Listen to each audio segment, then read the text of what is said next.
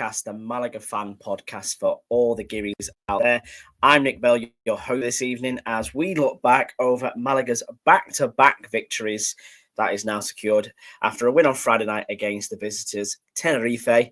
I'm joined by the wonderful Chris Marquez to talk us through that game. Chris, how are you doing this evening? Doing very well. It's very windy in Malaga and the province tonight. But I'm doing well because I'm inside. I'm not outside. Yes, always helpful. And a bit of wind never hurt anybody, did it? It's better than being in the 6 degrees I've got here in the northwest of England. I'd much rather be on the Costa del Sol, but only 10 days away for me as we got the announcement of the Cadiz game, which we'll talk about in a second. And I know a few of us are all heading out there for that match on that weekend. But first of all, Chris, I want to talk to you about all the latest news coming out of the club, coming out of Rosaleda this week. The big one for today was the announcement of a new shirt. We've been teased about this for a couple of weeks now, little hints and tips. There were some tiles from Antigua de Casa, a few other things as well. It's a remake of the Kelme 2000-2001 shirt. I know that you've got that shirt. I've got that shirt. Let me get the original one. You've got the original. That is absolutely the one there. So I noted this. You're the same as me. You've got the Unicaja sponsor on yours. Yeah. There was a weird thing that season where they sort of like brought out Unicaja to begin with, and then they ended the season with the Andalusia logo as the sponsor. That's the one they've gone with for the Hummel variety this season, haven't they? Do you like it, Chris? Do you think it's a good kit? I think it looks very, very nice. There's one detail I like less, and I have to be honest here. On the original one, the Malaga badge. Where is it? Oh, other side. The Malaga badge is higher, and on the retro kit it's lower. Yeah, I noticed that as well. And I don't think making it lower is a nice position, but I also think Hummel had a good reason for it.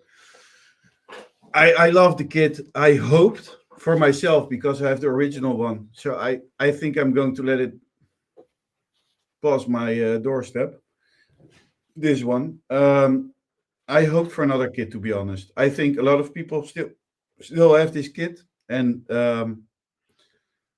I would love to see like the yellow blue one or a kit which is harder to get. I think an original one.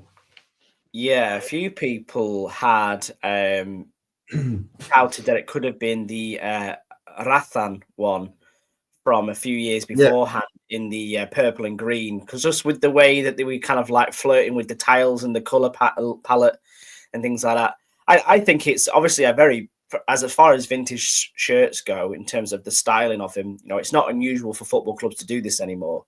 No. A lot of teams do it, and they've done a very good job with this one. But I think you're right. Sometimes you'd like to see something a bit more special, a bit more unique.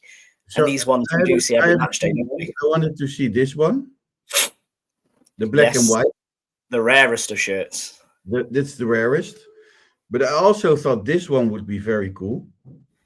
Yeah, I've got that one at home as well. That's the Kelme one with the burgundy pattern. That would have been very smart as well, to be fair. I don't have that one. I'd love that one. Or this one. I do have that one. But yeah, again, if you had that, even with like the modern logo, you know what I mean? Like in a certain way, like they did with the shirts last season. Obviously, I know that the replica ones had Tivoli on it to really reflect the shirt that they were replicating. But even for the games he actually played it in, they had Sabor al Malaga on the shirts just in big block font, which again I wouldn't have minded for this one either, to be perfectly honest. It could have been quite cool. But if you want to buy it, it is €69 from the club shop. It sounds like they've bought a few more this time round, because last season, if you remember, there was a limit on how many they'd purchased or were planning to distribute, and it obviously turned out to be a lot more successful than they thought. So I think it's good this time, Chris, that they've ordered more. And more important, that's the most important of it all, because if you want to buy this shirt, or I don't know, let's say a home shirt, or the away shirt, or the third kit,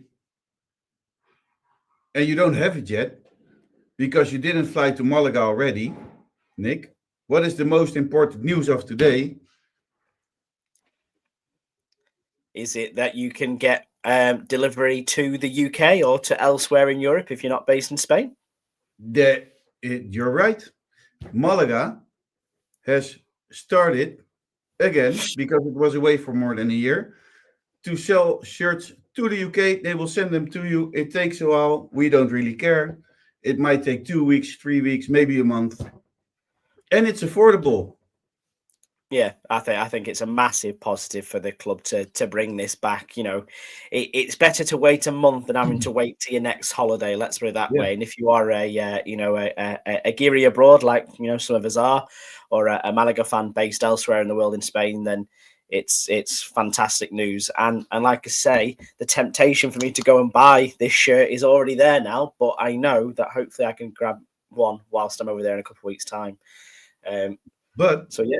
it's also the thing that in the past, sending your shipment costed 30 euros to the UK. Mm-hmm. And now it's half a price. It's 14.50, something like that. 14.50 or 15 euros. That's a massive difference. Other parts of Europe, shipping costs are 10 euros. I remember I paid 25 euros to the Netherlands. And when I took a look this afternoon, it was only 10 euros. Absolutely perfect. They've cracked it, haven't they? So if you want the Malaga shirt, and they have a lot in the web shop, or you don't even need the Malaga shirt. Then let's go crazy. You can get all sorts from that club shop, and if you fancy knowing what exactly you can get, you can even speak to Luke Chambers, because I'm pretty sure he's bought one of everything from the club shop. Look, you just have to go to the Malaga club shop and you get everything you want. Socks. Who doesn't want socks? What else do they have? I know They you can get even like have teddies. presents.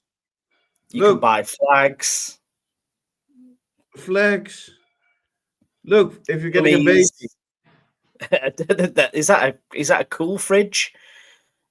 Porta Chupetti. Oh no, it's a dummy holder. Sorry, I thought it was one of those little like look, coolers. if you have Big. troubles with eating,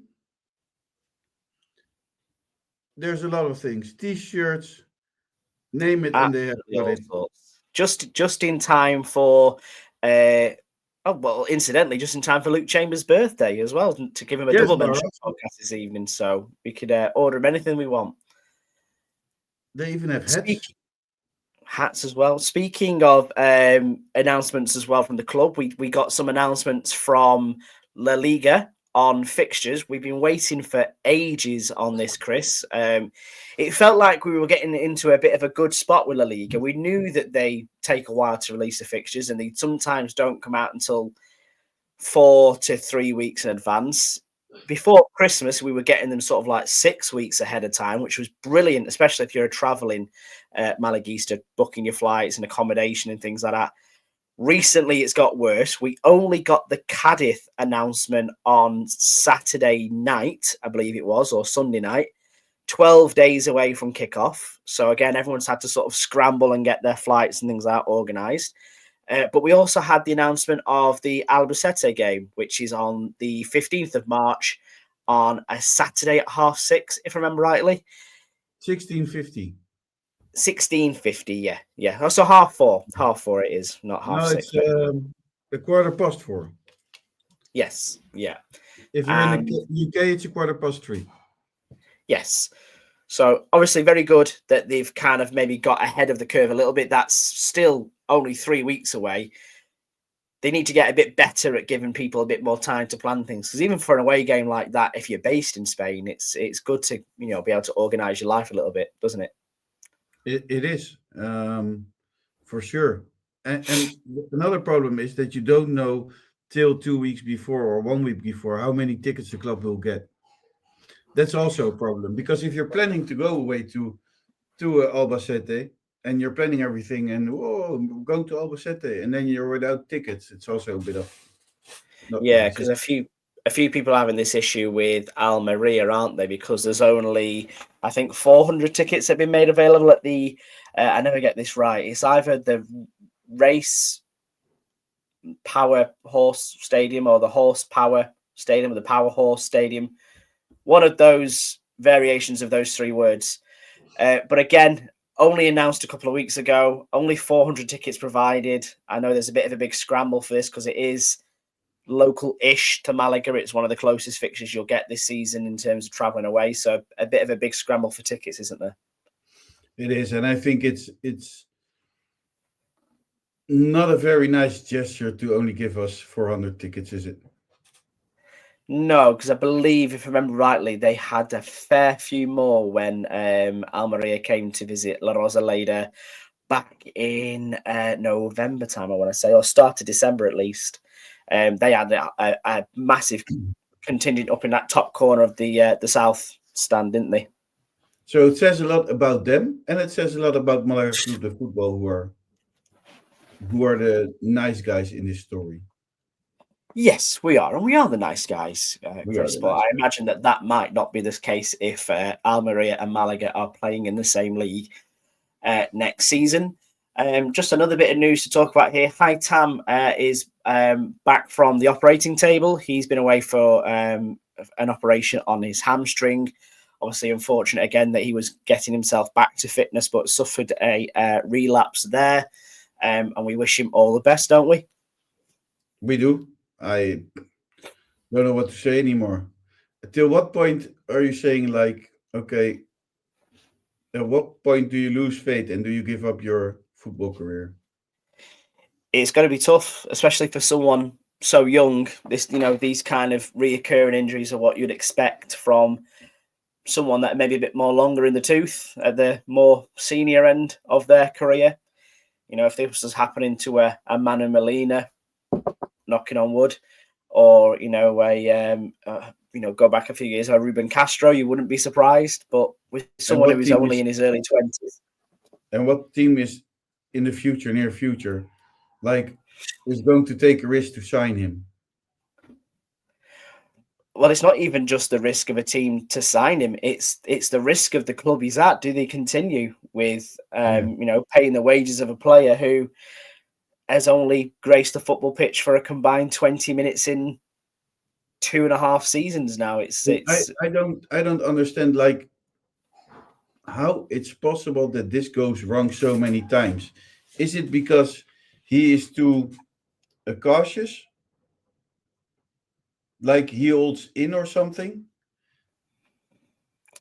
it can be a variety of things. I think it comes down to how he's conditioned, how he's training, how he plays. You know, these kind of players who put themselves in these kind of positions, and notoriously you're attacking players who are always on the end of, let's say, rougher challenges. Are more susceptible to these kind of things, and it may have been that a wrong tackle even 5 years ago is still feeling Yeah. the effect now. So it's a horrible shame for him because there is a very talented football player in there, and a part of me was thinking if we could get him back towards the back end of this season, sort of those last final 2 to 3 months, then he would have been like another signing in the same impact we're feeling from Ramon at the minute in that kind of vein. So it is a shame, and we wish him the very best. Just to finish up, rounding up the news, Chris, we've got some results from Atletico Malagueño and Femenino, courtesy of our friend Luke Chambers. So this weekend, Atletico Malagueño beat Montreal 1-0. It was Rafa Rodriguez who scored in the 4th minute, and that's extended Malaga's lead at the top of the table by 5 points now, looking very good for them. in terms of getting promotion out of Tenerife, and it was because Real Jaén drew. So again, you'd think that that's kind of pretty much them looking to get wrapped up now, isn't it, Chris? I don't know, because with the signing, I noticed that with the signing of Chupete to the first team, Malagueño is getting, it's costing them a bit more to win their games. Where they first won them easily, it's now a bit more difficult for them. Yeah, which would happen naturally if you take away a top goal scorer. But they also managed to bring in a couple of new faces in January. I think notably, if I remember this correctly, there was a chap called Aviles who they signed from Barcelona, from their youth system, from their cantera. So, hopefully they're now trying to find the next Chupete, as obviously Chupete, sits and warms the bench for Sergio Pellicer now at La Rosaleda. But we'll talk more on that later on. In terms of Malaga Femenino, they made it back-to-back wins. Another trip to the Canary Islands, this time to the island of Gran Canaria, to play Juan Grande, Club Deportivo Juan Grande, which in English, correct me if I'm wrong here, Chris, was that Club Deportivo Big John? Yeah. Yep, cool. That's what they'll be called from now on. So they beat Big John 2-0 away. That takes them up to 7th in the league.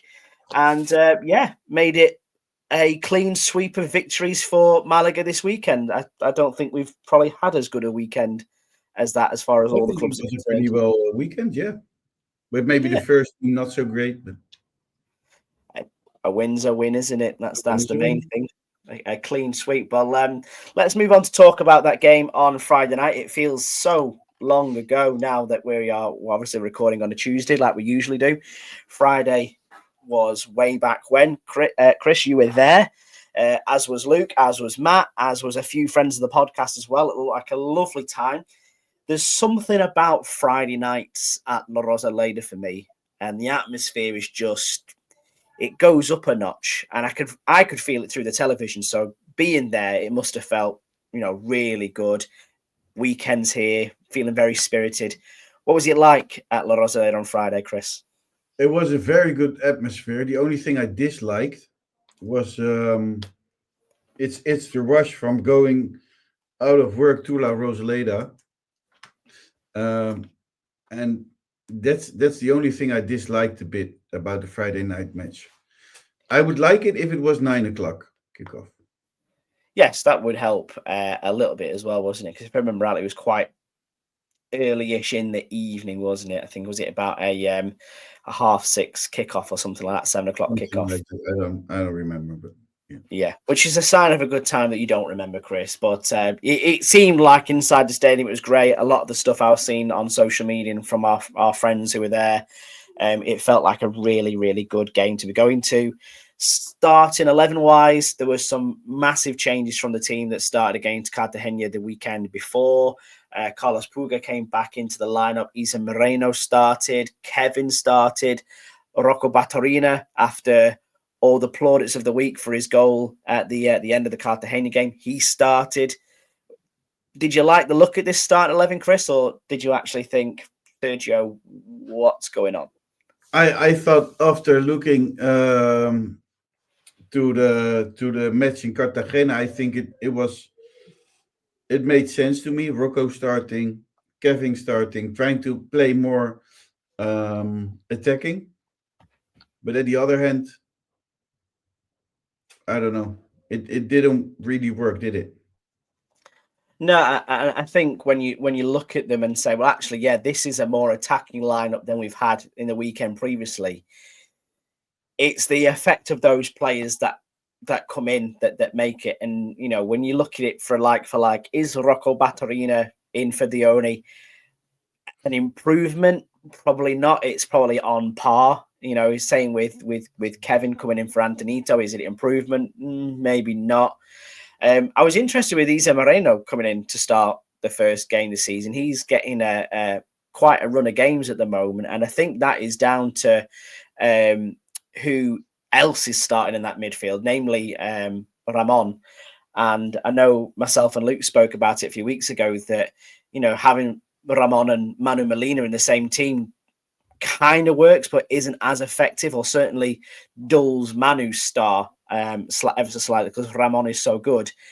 Is Sergio looking at something there that maybe we're missing in terms of going, well, if I've got Isa Moreno in there, he's a much more complemented player for Ramon?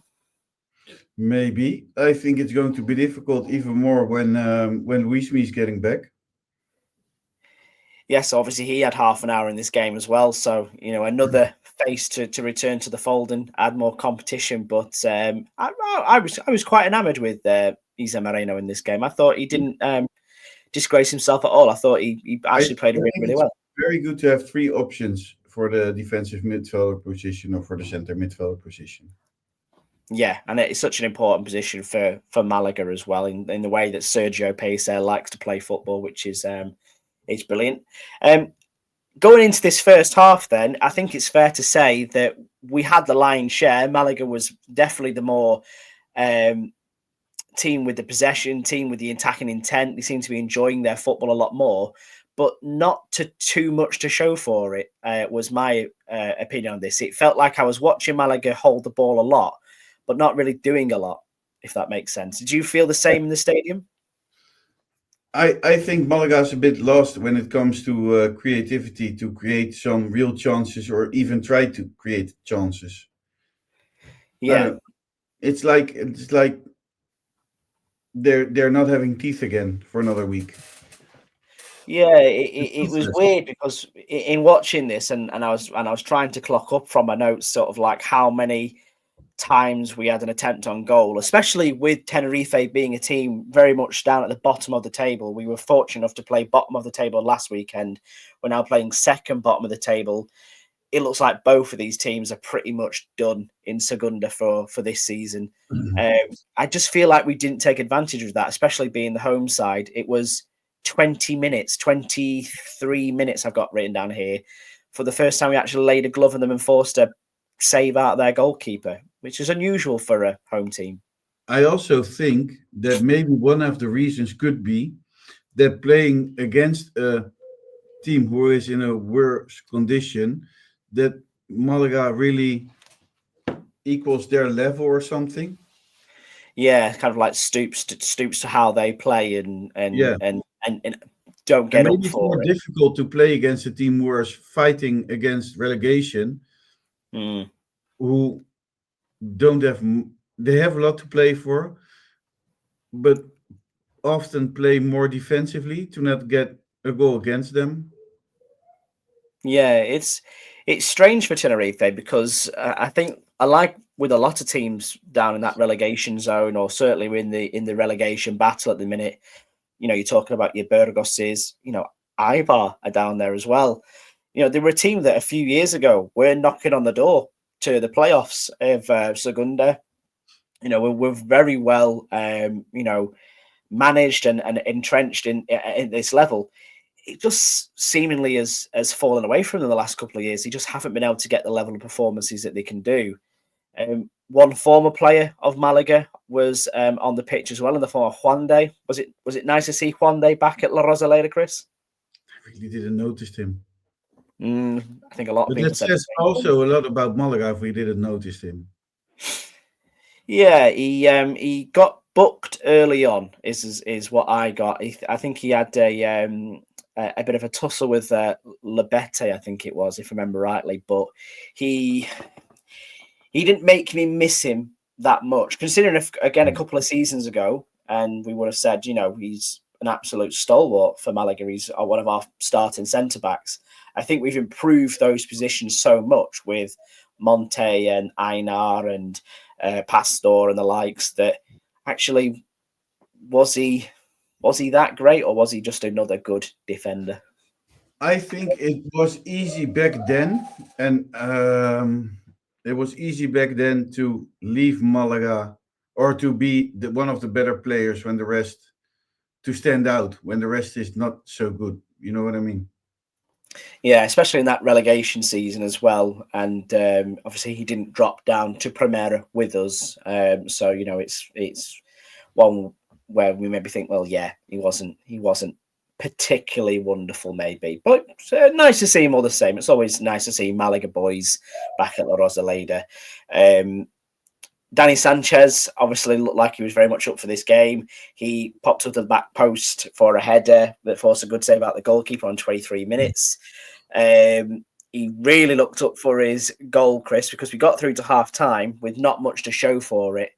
I suppose the question I would ask here is, should Malaga have scored in that first half? Did they deserve a goal, or should they have actually made sure they had a goal because of who they were playing? Well, I was in the stadium and I remember that there were 3 moments where Malaga could have had a potential penalty. Yeah. I can't say if it was because I was in the stadium, so I couldn't really tell. But that was one of my questions for you. Did Malaga deserve more penalties? I think from where I was watching on the television, you can see why they weren't given. I think some of them were very, very close, and some of them were marginal. Let's put it that way. Is the way I describe it. So I don't think I would have personally given a penalty in the first half for anything that I saw. But I do think Malaga should feel a bit downbeat going into half time. The fact that they weren't leading in that game. They dominated the first half so much. Again, like I said before, without much to show for it, that really they should have been thinking we could have been 2 or 3 goals ahead here if we'd have taken our chances and applied more pressure with exuberance. I think think they is lost in creativity. I think that's the main problem. there's no one to aim for. That's the big thing for me. And I thought maybe with Rocco scoring the goal he scored last weekend, he showed more of what he can do as a target man. We just abandoned that again. There was no one to aim for, or Rocco just wasn't getting the service. But that's what we face every week, isn't it? Because then Dione scores a goal. Now Rocco is playing and don't score. Next time Dione will play and will score. And it's a circle we don't really get out of. It's I don't know. No, it's a strange one, and we've said many times in this podcast that the striking department is where Malaga are probably most weakest this season, and I know time will tell. This is a massive win in terms of helping us survive, but how we see out the season, I'll be very interested with how many goals we do score. Do you think that because our striker position is the weakest, that other players like the wingers find it harder to get those balls in? Or I mean, do they notice it? Because I guess so. Well, I think certainly from like a Puga and a Sanchez or a Victor Garcia perspective, whoever it might be who's playing those wing back positions, because that tends to be the people who put the balls into the box. There's not much to look at there in terms of an attacking force, which is why you find players like Larubia, Kevin, Lebete, and Danito actually are more tended to shoot from distance or try and run into the box a bit more often because they haven't got an outlet up there, unfortunately. But we'll speak about that in a second, if Chris, because obviously there was a man on the bench who didn't get to come on this week, who I'm sure we'll bring up later. One man who did get, I believe, his first goal for the club, I can't recall him scoring before, was First Danny goal. Sanchez. Absolute training ground stuff. Ramon from the corner, he just lays it off for Danny Sanchez. He slots it in the bottom corner with his left foot. It goes through a mass of Tenerife defenders and past the goalkeeper. Look how much that goal meant to him, Chris. He is a proper Malaguista, isn't he? That is a boy living his dream. We can say the ball went through the bus, entered the bus, went through an open window into the corner. Very nice goal. I love what you said. The way he celebrated his goal was beautiful. The first goal for his home team. Yeah, and like you say, you're seeing his reactions and you see him week in, week out, the way he plays to the crowd. He, like I said before, he's a boy living his childhood dream, playing for his hometown club, the club that he absolutely loves to pieces. And a great goal to score from him as well. And For me, this encapsulates, Danny Sanchez's rise at this club as well. There are talks of him getting an extended contract into next season. He's obviously signed on for one more year at the moment. He has made that left back position his own at the minute for me. I think obviously going into the season, we were all very much Victor Garcia is our first choice. Not anymore. Danny Sanchez for me is the better option. And it's just wonderful to see, isn't it, Chris? It's wonderful to see, the improvement in his game by stepping up to this level. Yeah, and for sure, over the last weeks, his performance were getting better and better, and I understand it because the guy gives 100, not 100%, he gives 300 or 400% on the pitch, and I think fans like that as well.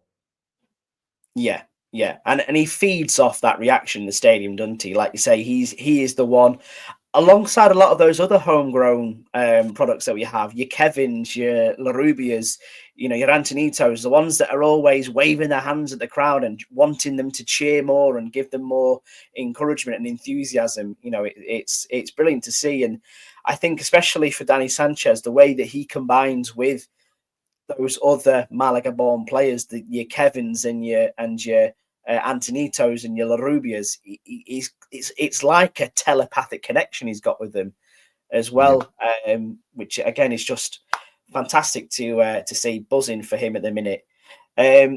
Malaga then had the opportunity to make it 2-0. There was a ball into the box, which I think it was Isa Moreno who got onto the end of.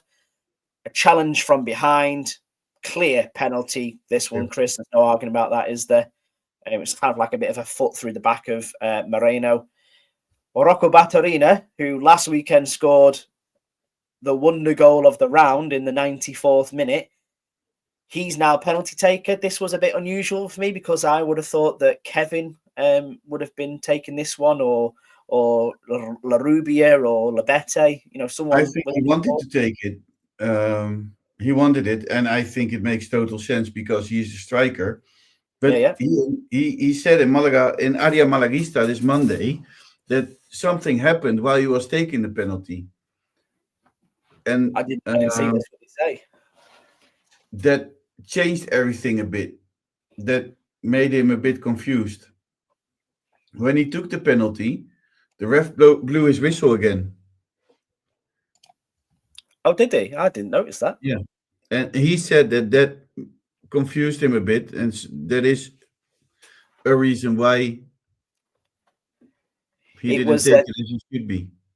Yeah, it was a tame approach, wasn't it? Like you say, we've seen him score an absolute pile driver in Gijón. We saw him score that wonder goal last weekend. You think that from 12 yards as a number 9, he'd be able to just bury this in the corner, and it kind of went down as a bit of a whimper. And I think that's the thing that gets me with Rocco. I want to like him. He seems like such a character when you see him on social media and in and around the club. He must be brilliant in the changing rooms, but his inconsistency is what drives me mad. Is that the same with you, Chris? Yeah, it is. But I did some investigation about this penalty and about the noise, and he is right. So it's not that he's lying. Yeah, was it from the referee, you say? Yeah, from the referee. Interesting that they wouldn't get that checked back again. I don't know, because when I noticed it here.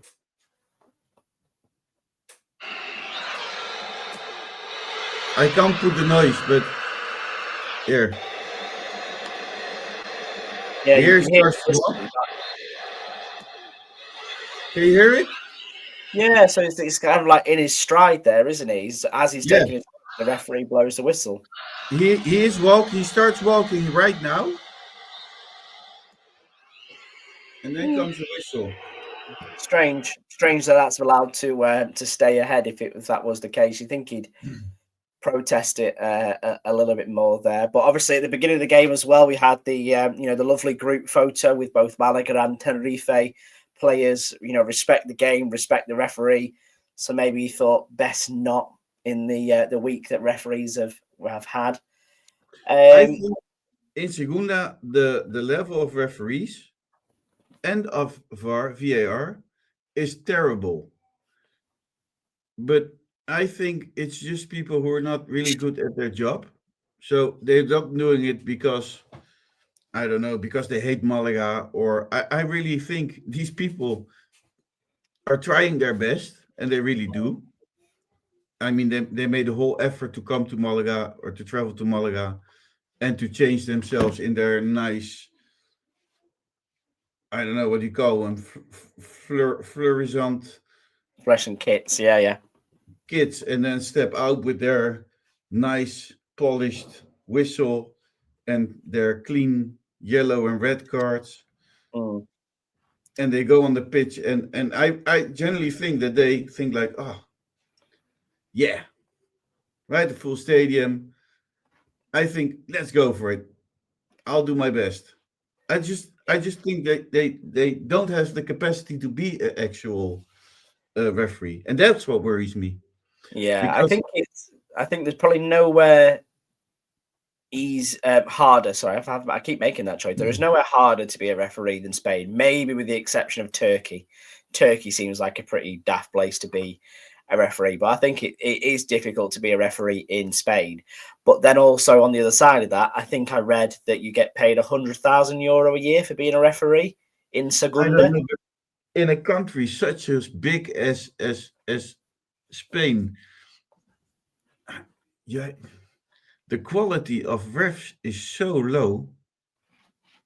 I Mm, mean, it's really low. If I compare it to the Netherlands or to England, yeah. we know England is maybe easier because you almost need to kill somebody with a shotgun to get a red card. But It'll also, be the it keeps the game going in England. And I think football should be, and every ref should whistle, or how you call it, do a match like they do in England. Yeah. I think it'll be a big output from the recent troubles that have been being had. Let's not forget as well that there's the witch hunt that we had after the Jude Bellingham red card last weekend. We know from the referee who ref the Nastic Malaga game, he's being tried criminally in a criminal court for apparently the way he acted or his performance in that game. So it can't be easy to be a referee, but I We do see a even point of view that we people, could do people with better yeah, referees. people even asked us what we thought about fuck off. And Yeah, even in England, I saw whole debates on them, and people being interviewed. Is it a red card saying fuck off? my opinion on this was it depends. In England, you would get away with it quite easily because if you said fuck off away from the referee and it's a clear, venting of your frustration, then you wouldn't get a red card. In Spain, I just think there is just a zero tolerance to anything like that. And Yeah, that's maybe where it is too tight. That's maybe where it goes too far, but it certainly feels like it feels like there's a watershed moment coming for refereeing in Spain where something's gonna have to give. And it'll be either improvement and getting somebody into the refereeing association and getting them to improve their level and their quality, or they'll just get their backs up against the wall and everything will just be a drama going from now on. So but the same as VAR. Why do we have VAR if it doesn't really work well? I'll give Spain their dues on VAR. VAR works a lot better in Spain than it does in England. I'll Really? give them that. Yeah, I don't VAR know. in England is useless. Some people might disagree with that, but I find VAR a lot better in Spain for that. But not to talk too much about referees because we've still got Tenerife to discuss. We just obviously spoke about Rocco Batorina missing a penalty. Shortly after that, he was withdrawn and replaced with Dione. This feels like it's going to be the thing from now on, Chris. It's going to be you either start with one or the other, and then after 60, 65 minutes, the other one comes on. Replace one okay striker for another okay striker. Again, not to maybe hark this back up again, but if you're Chupete against Tenerife at home, you'd at least like some minutes and a chance to get something under your belt. I'm going to be honest with you, Pete. I think he's a great guy for Atletico Malagueño at the moment, but I just don't see anything except for the one goal he scored that I think, wow, we really need him in the first team. Even when we look at Dione and Rocco, the way they play, is he I don't know. a The more moment I've interesting seen Chupete play now or get some play time, he went missing. Yeah, but he's not had too much in the way of opportunities. I'll give him that. But for me, if you're going to send a striker out there not to do anything, I'd rather send out the 20-odd-year-old with room to grow rather than Against him. send out a 35-year-old who is maybe dialing back. But Chupete doesn't seem ready yet for me, to me. No. Yeah, and a few people have said that, but I think he's in his 20s. He's scored 20 odd goals at a lower level. A few lower levels. Yeah, he needs his chance really, but I just don't think he's getting. And for me, this would have been perfect for him. He's going up against, as we've said, Juan de and another defender for Tenerife. I also think this is a too important match, maybe, because I don't know how you see it. That was a question I wanted to ask you. Is this a 6 point match? I think so. Absolutely, yeah, yeah, yeah. So I think this is the more important matches we play because I don't know. You can lose next weekend, I think, against Almeria, who have a very strong team, and it's no problem. Well, the space it gives us between ourselves and those relegation spots is enough comfort for me to see us out for the season. But saying that, Eldense are giving it a bloody good go. I think it's fair to say now that Cartagena and Tenerife are definitely done. Yeah, Racing Ferrol probably done. Eldense are just hanging in there, but there's still enough of a gap between us and them at the minute to let me sleep at night. But you're right. Winning those two games, that massive 6 points, when you're going into a month where we're starting this weekend against Almeria, we've got a rejuvenated Cadiz visiting La Rosaleda the game after. We then are away at Albacete, who are doing okay as well. March is a tough month, so this was definitely two must-win maximum point games for me.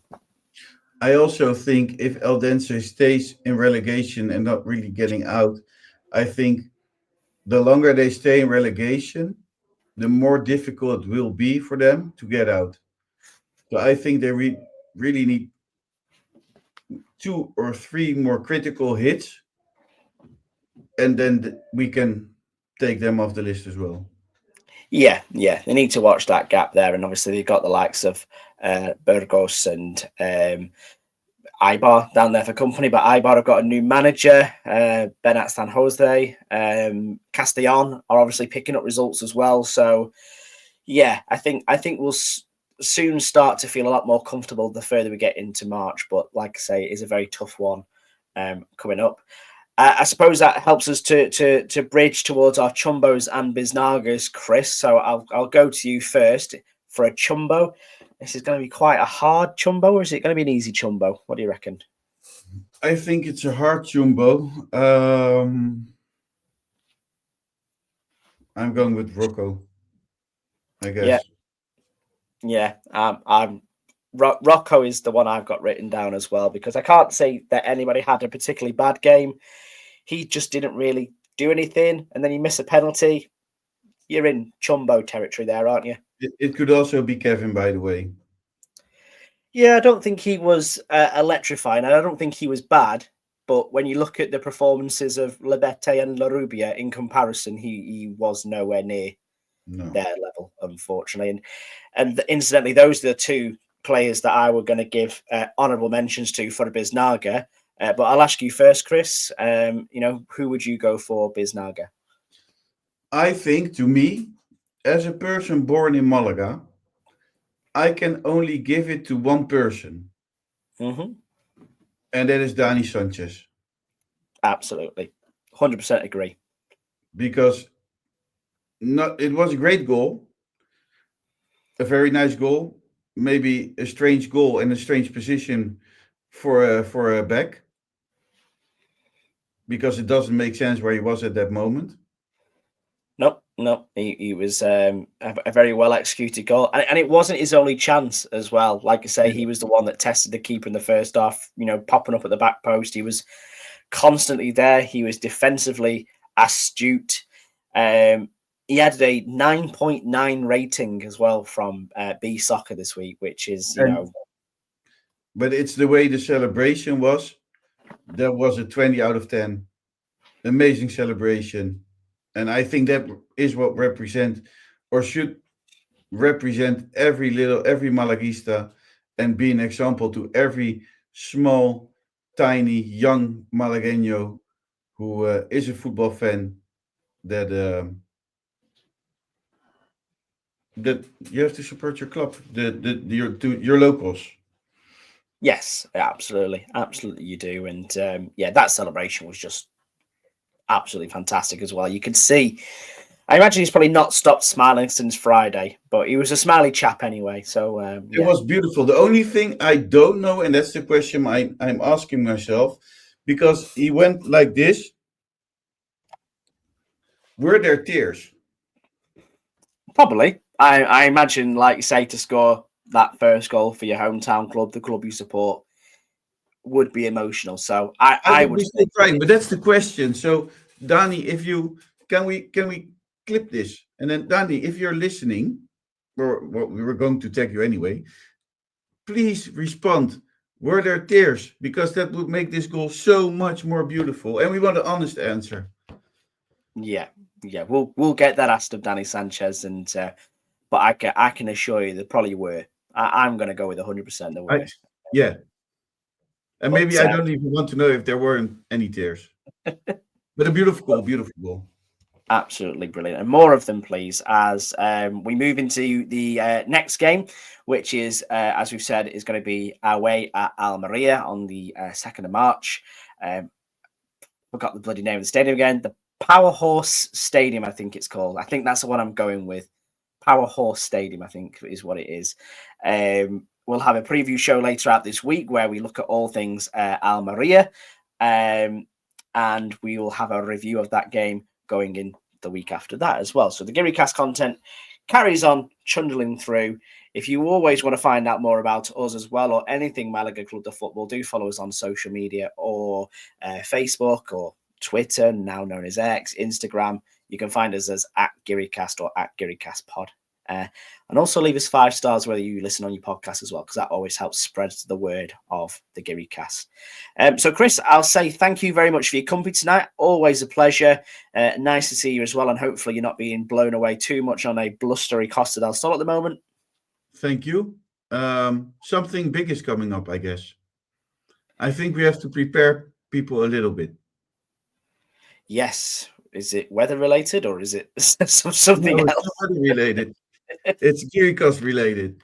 And it's a strange moment because it's in our fifth year, because we exist 5 years in May. And there are life-changing things coming up for the There foreign are. Malaga fans. Is it a watch this space moment, Chris? Stay So there you tuned. are. That's all I can say, because Nick, we are really not allowed to say anything yet. Yes. Because we will get killed if we do. You're just a tease now, Chris. That's what that is. But But, this is next level. very much watch this space. But Yes. thank you again so much for your company, Chris. And thank you guys for listening at home. Always wonderful to talk about a Malaga win. It makes the weekends so much better. We'll be back again very, very soon to talk all things Malaga Club de Football. But in the meantime, thanks again. See you later. Hasta luego and vamos, Malaga.